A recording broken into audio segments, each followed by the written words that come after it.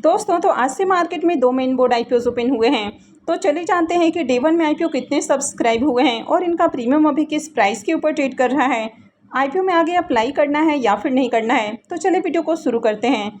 लेकिन इससे पहले कि मैं वीडियो को शुरू करूँ, अगर आप इस चैनल पर पहली बार विजिट कर रहे हैं या फिर आपने चैनल अब तक सब्सक्राइब नहीं किया है तो चैनल को सब्सक्राइब कर लें और वीडियो को भी लाइक कर दें।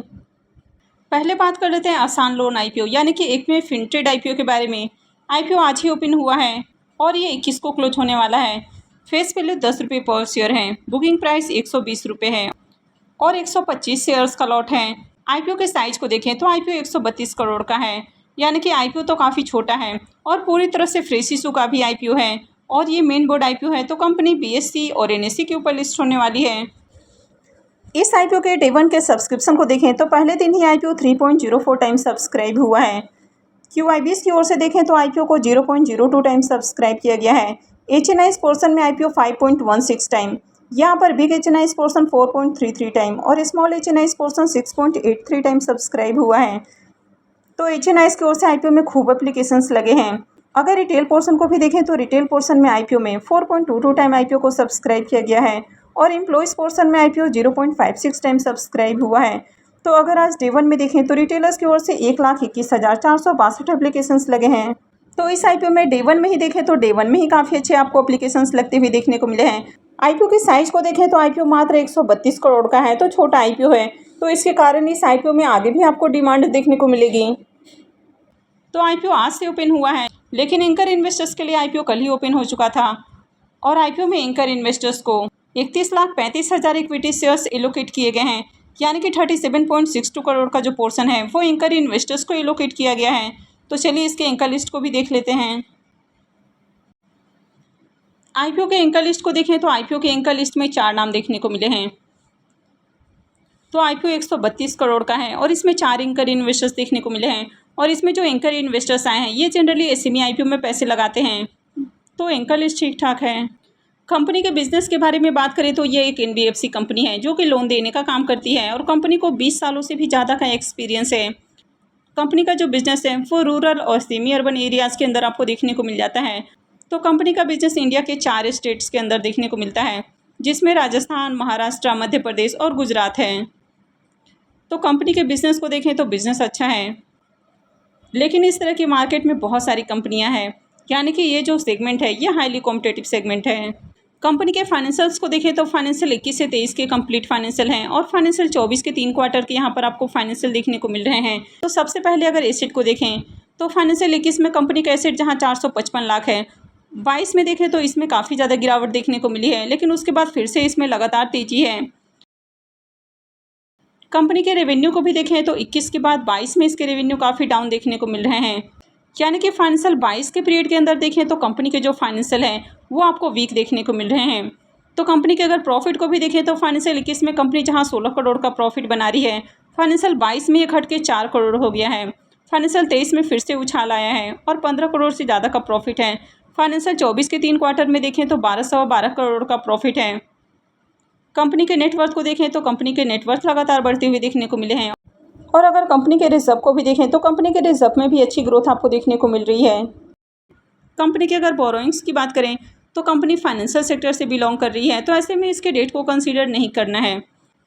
तो ओवरऑल कंपनी के फाइनेंशियल्स को देखें तो कंपनी के फाइनेंशियल ज़्यादा अट्रैक्टिव नहीं है।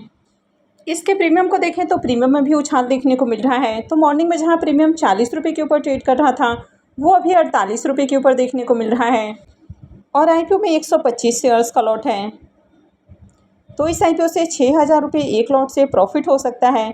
इसके प्रीमियम को देखें तो इसका प्रीमियम 40% के ऊपर आपको ट्रेड करते हुए देखने को मिल रहा है, तो प्रीमियम अच्छे प्राइस के ऊपर देखने को मिल रहा है। कंपनी के बिजनेस को देखें तो बिजनेस तो अच्छा है, लेकिन कंपनी के फाइनेंशियल ज़्यादा अट्रैक्टिव नहीं है और ये आईपीओ भी काफ़ी ज़्यादा ओवर वैल्यूड प्राइस के ऊपर आते हुए देखने को मिला है। तो यहाँ पर अप्लाई करना थोड़ा रिस्की हो सकता है, लेकिन ये जो आईपीओ है 132 करोड़ का आईपीओ है, तो काफ़ी छोटा आईपीओ है। तो इसके कारण इस आईपीओ में आगे भी आपको डिमांड आती हुई देखने को मिलेगी और अगर आगे भी डिमांड आती है और प्रीमियम में इसी तरह तेजी जारी रहती है तो ऐसे में आईपीओ की लिस्टिंग आपको बढ़िया प्राइस के ऊपर देखने को मिलेगी। तो आईपीओ में लिस्टिंग गेन के लिए अप्लाई किया जा सकता है।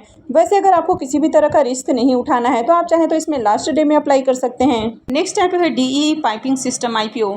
ये आईपीओ भी आज ही ओपन हुआ है और ये भी 21 को क्लोज होने वाला है। फेस वैल्यू 10 रुपये पर शेयर है। बुकिंग प्राइस 203 रुपये है और आईपीओ में 73 शेयर्स का लॉट है। आईपीओ के साइज़ को देखें तो आईपीओ 418.01 करोड़ का है। इसमें 325 करोड़ रुपीज़ के फ्रेश इशू हैं और 93.01 करोड़ का ऑफर फॉर सेल रखा गया है। इस आईपीओ में एम्प्लॉयज़ के लिए 90 रुपीज़ पर शेयर डिस्काउंट है और ये मेन बोर्ड आईपीओ है, तो कंपनी बीएसई और एनएसई के ऊपर लिस्ट होने वाली है। तो चलिए देख लेते हैं कि आईपीओ डे 1 में कितना सब्सक्राइब हुआ है। आईपीओ के डे 1 के सब्सक्रिप्शन को देखें तो पहले दिन ही आईपीओ 2.64 टाइम सब्सक्राइब हुआ है। क्यूआईबीएस पोर्सन में आईपीओ 0.03 टाइम, एचएनआईज पोर्सन में आईपीओ 5.53 टाइम, यहाँ पर बिग एचएनआईज पोर्सन 5.35 टाइम और स्मॉल एचएनआईज पोर्सन 5.87 टाइम सब्सक्राइब हुआ है। अगर रिटेल पोर्सन को देखें तो रिटेल पोर्सन में आईपीओ को 2.84 टाइम सब्सक्राइब किया गया है। तो एचएनआईज और रिटेलर्स की ओर से डे 1 में ही देखें तो काफ़ी अच्छे एप्लीकेशंस लगे हैं। अगर रिटेलर्स की ओर से लगने वाले एप्लीकेशंस को देखें तो रिटेलर्स की ओर से 2,44,673 एप्लीकेशंस लगे हैं, यानी कि इस आईपीओ में डे 1 में ही अच्छी डिमांड आपको देखने को मिल रही है। कल इस आईपीओ में एंकर इन्वेस्टर्स की ओर से बिडिंग देखने को मिली। इस आईपीओ में एंकर इन्वेस्टर्स को 61,62,777 इक्विटी शेयर्स एलोकेट किए गए हैं, यानी कि 125.10 करोड़ का जो पोर्शन है वो एंकर इन्वेस्टर्स को एलोकेट किया गया है। तो चलिए एंकर लिस्ट को भी देख लेते हैं। डीई डेवलपमेंट आईपीओ की अगर एंकर लिस्ट को देखें तो आईपीओ के एंकर लिस्ट में टोटल आपको 19 नाम देखने को मिले हैं। तो इसमें भी आपको एफआईआईज, टीआईआईज और साथ में म्यूचुअल फंड्स कंपनियां देखने को मिली हैं। तो इसके भी एंकर लिस्ट को देखें तो एंकर लिस्ट अच्छा है। अगर इसमें म्यूचुअल फंड्स कंपनियों की बात करें तो इस आईपीओ में 4 डोमेस्टिक म्यूचुअल फंड्स ने 9 स्कीम्स के जरिए आईपीओ में पैसे लगाए हैं। अब अगर इस कंपनी के बिजनेस के बारे में बात करें तो ये एक इंजीनियरिंग कंपनी है जो कि पाइपिंग से रिलेटेड सॉल्यूशंस ऑफर करती है, जैसे कि जो ऑयल और गैस वाली इंडस्ट्रीज़ है, पावर इंडस्ट्रीज़ हैं, केमिकल इंडस्ट्रीज़ हैं। तो यहाँ पर जिस तरह के पाइप वगैरह चाहिए होते हैं तो कंपनी उस तरह के पाइपिंग सॉल्यूशंस ऑफर करती है। तो कंपनी पाइप के इंजीनियरिंग, प्रोक्योरमेंट और मैन्युफैक्चरिंग के बिजनेस में देखने को मिल रही है। तो कंपनी के अगर ओवरऑल बिजनेस को देखें तो कंपनी का बिजनेस अच्छा है और अभी करंट में कंपनी की 7 मैन्युफैक्चरिंग यूनिट है। तो कंपनी का जो बिज़नेस है वो इंडिया के साथ ही इंडिया के बाहर भी आपको देखने को मिल जाता है, जैसे कि बैंकॉक और थाईलैंड की भी बात करें तो वहाँ पर भी इनकी मैन्युफैक्चरिंग यूनिट है।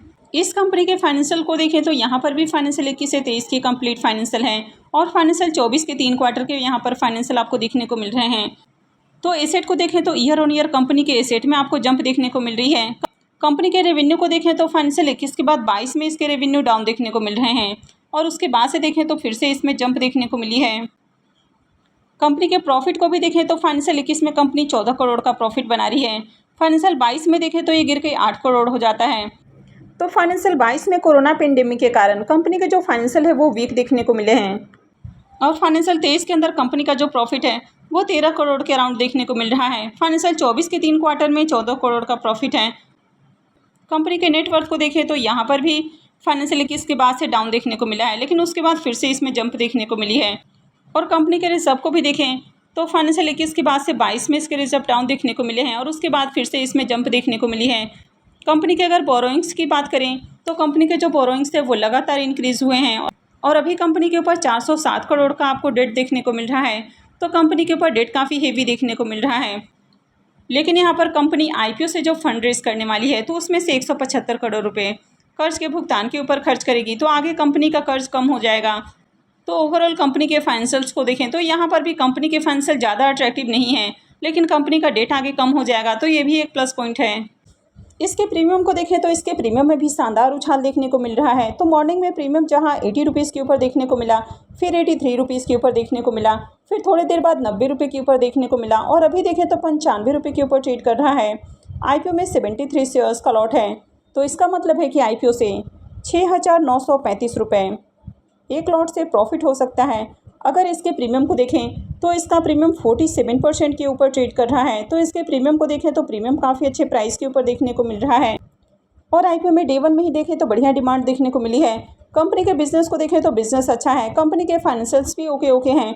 कंपनी के ऊपर ज़्यादा डेट नहीं है क्योंकि आगे भी कंपनी डेट का भुगतान करने वाली है, तो कंपनी के ऊपर डेट आपको कम देखने को मिलेगा और कंपनी के फाइनेंशियल परफॉर्मेंस में भी सुधार देखने को मिला है। लेकिन यहाँ पर जो सबसे बड़ा नेगेटिव पॉइंट है कि ये आईपीओ भी बहुत ज़्यादा ओवर वैल्यूड प्राइस के ऊपर आते हुए देखने को मिला है, यानी कि इसकी जो मार्केट में लिस्टेड पीयर है तो उसकी अपेक्षा देखा जाए तो कंपनी डबल प्राइस के ऊपर आईपीओ लेकर आ रही है, तो ये इसका सबसे बड़ा नेगेटिव पॉइंट हो जाता है। तो आईपीओ ओवर वैल्यूड प्राइस के ऊपर आया है। तो ऐसे में इस आईपीओ में लॉन्ग टर्म के लिए होल्ड करना रिस्की हो सकता है। लेकिन जिस तरह से प्रीमियम में लगातार तेजी देखने को मिल रही है, तो ऐसे में आईपीओ में लिस्टिंग गेन के लिए अप्लाई किया जा सकता है। तो इस आईपीओ में भी आगे आप अप्लाई कर सकते हैं। हालांकि अगर आपको किसी भी तरह का रिस्क नहीं उठाना है, तो आप चाहे तो इस आईपीओ में भी लास्ट डे में अप्लाई करें। अब आप में से किन किन लोगों ने इस आईपीओ में डे 1 में ही अप्लाई किया है, तो कमेंट करके ज़रूर बताएं। तो आई होप कि आपको वीडियो अच्छी लगी होगी। तो अगर आपने वीडियो को अब तक लाइक नहीं किया है, तो वीडियो को लाइक कर दें और चैनल को भी सब्सक्राइब करके रखें। और वीडियो को अंत तक देखने के लिए आप सबका बहुत बहुत धन्यवाद।